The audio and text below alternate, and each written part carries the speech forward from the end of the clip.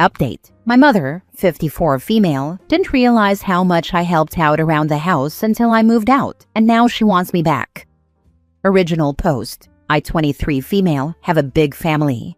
I grew up living with 2 younger brothers, 1 younger sister, my grandparents, and my mom and dad. I'm significantly older than the other kids in my family, 8 years older than my brother John, the second oldest in the house.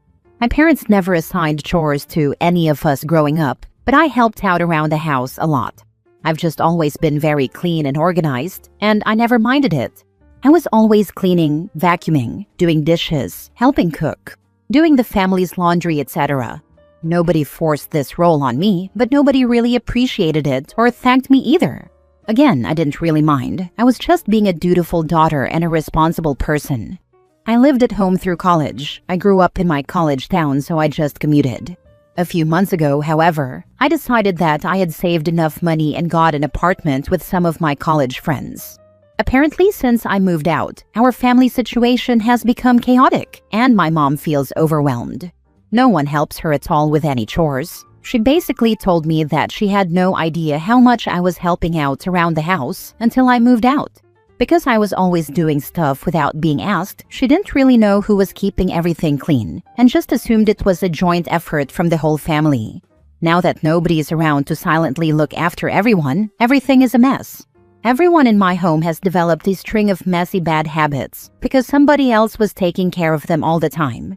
She said it's my responsibility that no one in the family has learned to properly take care of themselves growing up and wants me to move back home.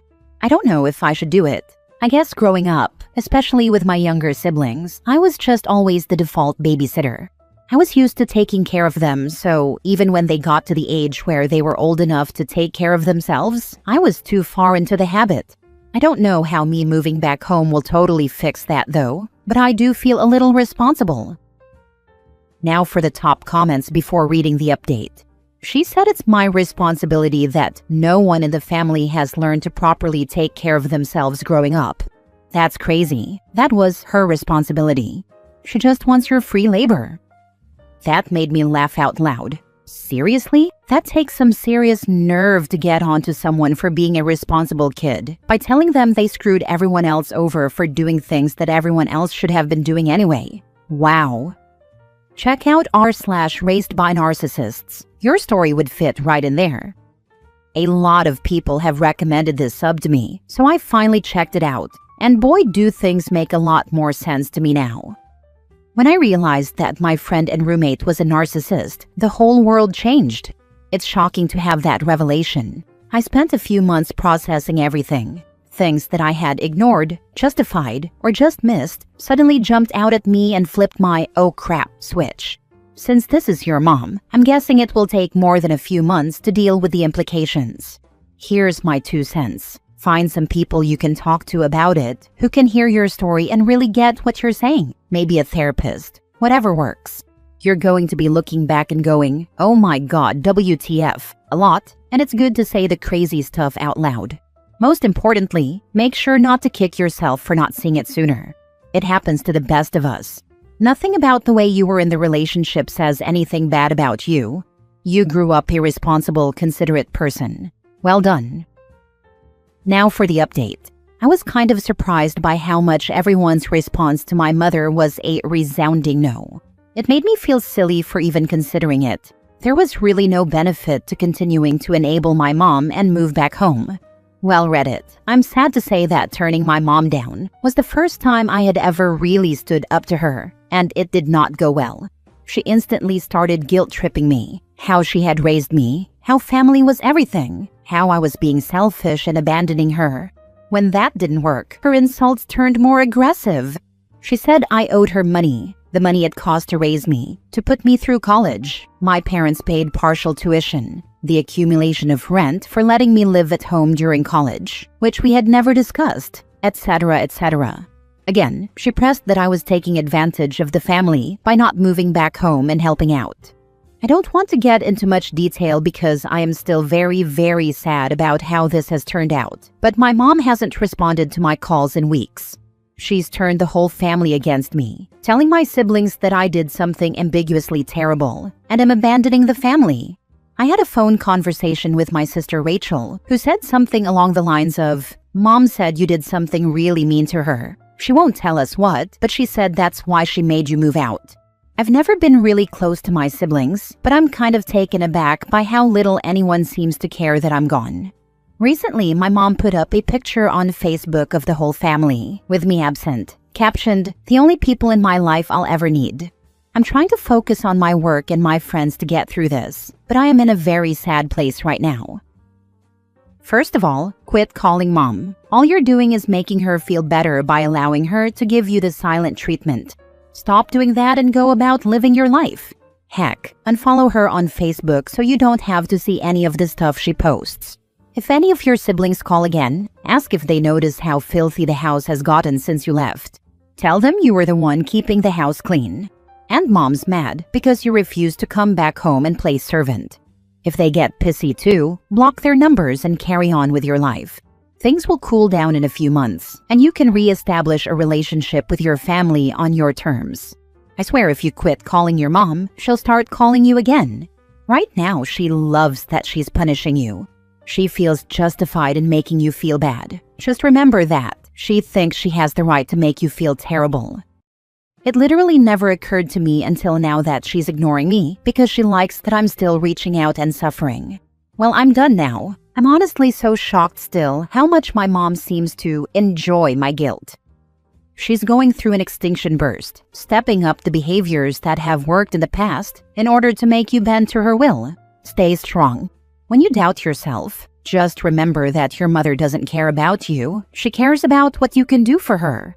If she remotely cared about you, she wouldn't be acting this way. Thank you for this perspective. I think this makes a lot of sense.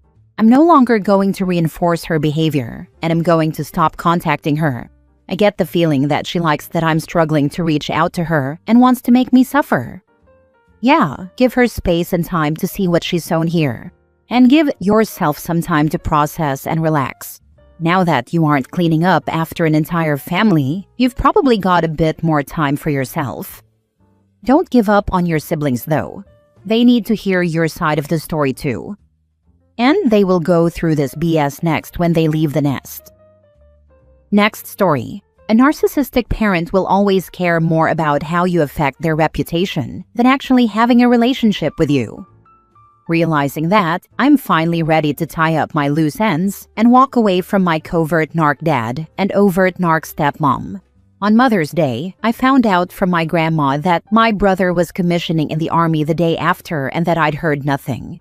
Then it hit me that things like this had been going on for the past decade, and they'd been saying it was my fault for not engaging with the family. That was followed by this rush of memories, like the stepmom saying to wear my bridesmaid dress to prom, or telling me to change out of my shorts because it would tempt my brother to sin. Memories of my dad saying that if I made too much fuss about his remarriage, he'd choose her and walk away. Memories of going to family counseling that was actually used to browbeat me back into line, all before I was even out of high school. It took 7 years of being consistently infantilized and invalidated to realize I needed to leave, a year of interference-free therapy to fully understand it as abuse, and a year more to decide on no contact. Today I'm dropping the bomb that I'm in town to get the last of my things, which had already been asked for multiple times. My mom is going to see if a friend of hers on the police force can help if worst comes to worst. Regardless of the outcome, I'm cutting contact. I'm kind of scared because it's a big step and there's a lot of work I still need to do, but I'm closing this chapter on my terms. Wish me luck, guys. If you want to get your stuff, it might be a good idea to tell him that you are really sorry for cluttering up his home with your things and you don't want to burden him with them any longer. Tell him you are dropping by to pick them up and invite him for lunch or dinner afterwards. Once you have your stuff in your car, is the time to tell him that you won't be seeing him again. I definitely agree with the last bit, but one of his favorite games is to make someone ask multiple times and throw out the nagging card. I'll definitely give him points for predictability. Yeah, with my mom, it was more her reputation as a parent. She once ignored me for 4 days because I talked to a doctor about my mental health. She said I lowered her reputation as a parent to the doctor. I was 14. My mom stopped my treatment because the doctor didn't let her claim I'm acting sick for attention. He even told her that my physical illness is due to psychological issues and it's not stress from school. She felt threatened that someone saw through her. We left his office that day and never went back again. She yelled at me all the way home and kept humiliating me. Then, when we were in Grandma's neighborhood, she bought me ice cream and we went in for a visit while she said it was a mother-daughter day out. That's so relatable. For me, the issue was that we don't live near family or friends. My dad and sister were out of town, and it was just me and my mom home alone for a week. It just enabled her to ignore me for longer. Even the hour-long car rides on the way to and from school, during those, she would glare at me sometimes and breathe heavily. She wanted to obviously imply that she was still mad. And my mom has absolutely accused me of faking mental illness before. When I was in early high school, I told my mom that I thought I might be depressed, something that she caused, and she just made me feel like crap about it. I made a vow to myself that day that I would never talk about my problems to my mom again. This is always what I try to explain to people, especially since I come from a wealthy family. I'm in a similar position. My family is so freaking toxic and more. If I explain it, it'll take years. I've never been to therapy or anything because I don't think I need it. Like, yes, I'm depressed and stuff, but I know 100% what's the cause. It's them. So to me, it's like, why go talk to somebody about it? It's not going to fix the situation. The only way for me to get better is to get rid of the problem.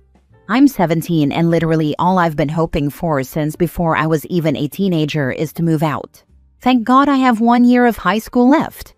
As soon as I get my diploma, I'm out of here and cutting all contact. I'm glad you made that decision. Please always do what's best for you and put yourself first. Because I've spent all my life putting everyone else first, and it's freaking horrible. I hope everything gets better for you, and that you'll finally be free and at peace. Now for the mini update. It's all done, and you all are amazing. I wouldn't have even thought this possible if not for seeing others in this community taking the leap and actually being able to love and enjoy life. Thank you so much for the kind words and gilding. Those of you still in the thick of it with your narcissists, you're strong and never as alone as you think. Much love. Last story. My parents left me at boarding school, and I'm starting to think I'll never forgive them. My parents pressured me into applying to a very selective boarding school while I was in high school. They threatened to send me to an all-girls Catholic school away from my friends if I didn't apply. I never thought I'd get in, so I submitted the application, thinking that getting a rejection would end their threats. This was almost 4 years ago. I got into this school about a week after submitting my application.